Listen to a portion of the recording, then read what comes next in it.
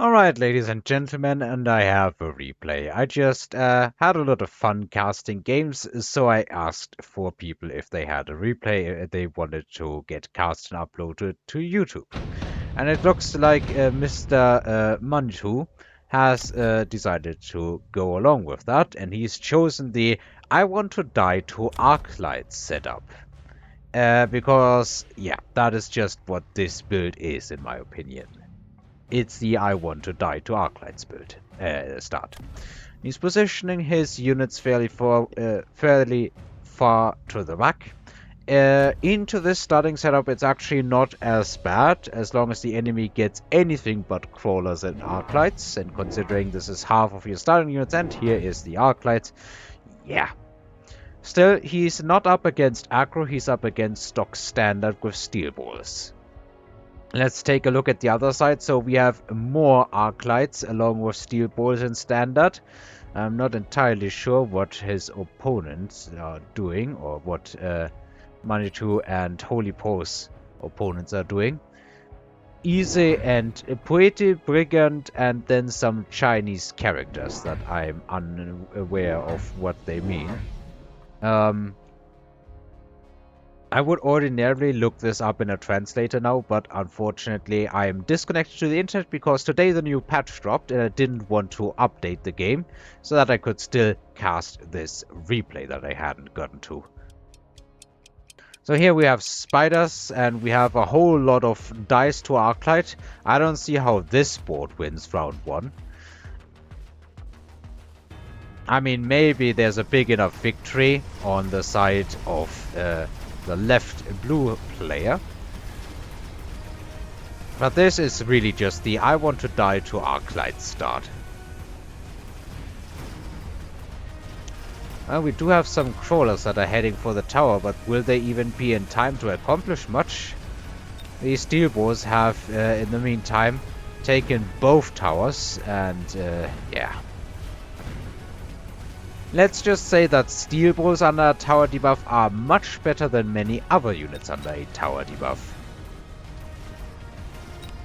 We have some more steel balls rolling in. Not a lot of chaff left and nothing in front of the spider. So the spider just gets lasered apart. The Arclight does certainly eat a lot of steel balls. I'm surprised this thing hasn't leveled already. It does finally get a level by the looks of things, but all in all, this is about how I expected round 1 to go. Now let's see what reinforcements the game is offering. Sledges. More sledges. Wasps and more wasps. Alright. 2 sledges and 2 wasps as far as packs go. And we see more Mustangs. Now, I like Mustangs. Apparently, this is Operation Distract the Flank Forever, and I recently got destroyed by something like this. So, yeah, I'm going to be interested to see how he handles that. On this side, we have wasps against wasps, and these wasps are very far forward. I probably would have put them a bit behind the steel balls, to be honest. So we have a protective middle missile. I also like to do that on compact maps, because it's just a very easy thing to do to protect both of your towers from a rogue crawler that might come in, or in this case a bunch of rogue steel balls. We have some very disorderly positioning on the side of... Who is this? This should be Easy, or whatever you might say. They're gonna have a lot of wasps to blink down. Meanwhile, there's a lot of fangs already here. They can handle a few wasps. Now, on this side, we're probably going to see the end of these tanks fairly quickly, and that will be a decent amount of experience on these Mustangs. However, by the time that this has been cleaned up, the flank is already successful, and the steel balls have taken the tower, or will take it in a few moments. On this side, it seems the wasps did indeed die faster on the side of blue. However, that is not the entire fight. We're seeing some engagement on these towers, but an Arclight is determined to do whatever it can. This tower fell, but these Mustangs belong to Manitou's board, so they don't get disrupted here by the tower degradation. And this Arclight is a force to be reckoned with, even under tower debuffs against puny opponents like Fangs and Mustangs. And it survives until the end. Alright, we're gonna have to see some way to clean this flank up really quickly. It's only standard steel balls, it would be even worse if it were aggro. We see a skip for one player. And it seems he has gone into range on steel balls and positioned one of them a lot more aggressively. And we have subsidized steel balls and Wasp Swarm, and show it to me.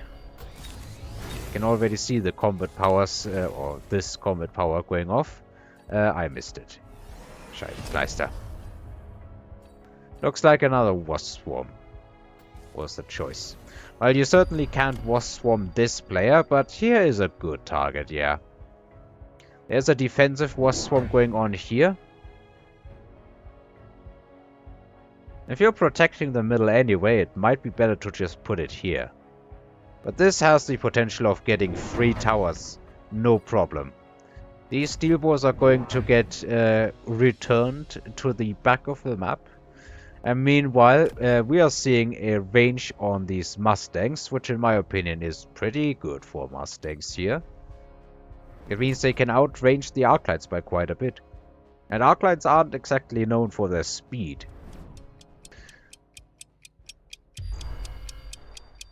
Alright, this I like to see a lot more. Now we may only see a single tower fall, and range on the spiders is also powerful here. Although it will remain to be seen if they can do anything against the steel balls. Also now these wasps are going to be completely exposed. So 3 wasps seem to be heading off to the tower. And they will get it. But it's not exactly the fastest of all the processes in this game. And since that wasp swarm belonged to the other player, they get wiped out pretty easily. And again, these wasps are probably going to die probably even faster than this. Tower debuff has worn off, but the mass Stang has actually managed to beat this army so far. And on this side, it looks like, yeah. Oh, Mr. Paul has lost. At least this round. However, don't ever count out mass Stang. Oh, that missile getting eaten is bad. Like these Mustangs, once the tower debuff wears off, they can eat some wasps, but unfortunately it's not really enough anymore. Tower debuff had a very, very bad time despite the missile. Ugh, that sucks. Minus 50 is bad. Not as bad as minus 400 though. Which is a StarCraft 2 reference if anybody doesn't know about it. We see laser sights. Are we going to see laser sights on wasps or something? Oh no, it's this opponent here. I'm hoping at least I'm getting the sights correctly. So we see laser... Yeah, okay, it is the correct sights. We have been spectating the correct player. So what do we pick here? Make your move, Paul. Second wasp swarm, maybe?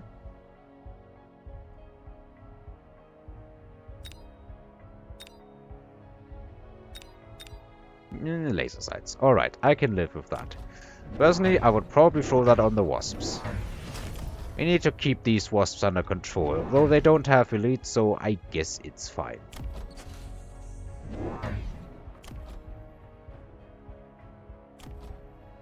I'm somewhat surprised this flank hasn't gotten more value, to be honest. Anyway, we see another defensive wasp swarm by the looks of things, though we do have some flank protection by these wasps. We have another pack of crawlers to delay the push that is going to inevitably hit, because units back here are going to get distracted by the flank forever. Okay, we've swapped the wasps for Mustangs. That is a move I can absolutely get behind. You see a pretty a pair of packs of pretty forward Stormcrawlers, no doubt to deal with the expanding Fang spamming here, the Fang chaff.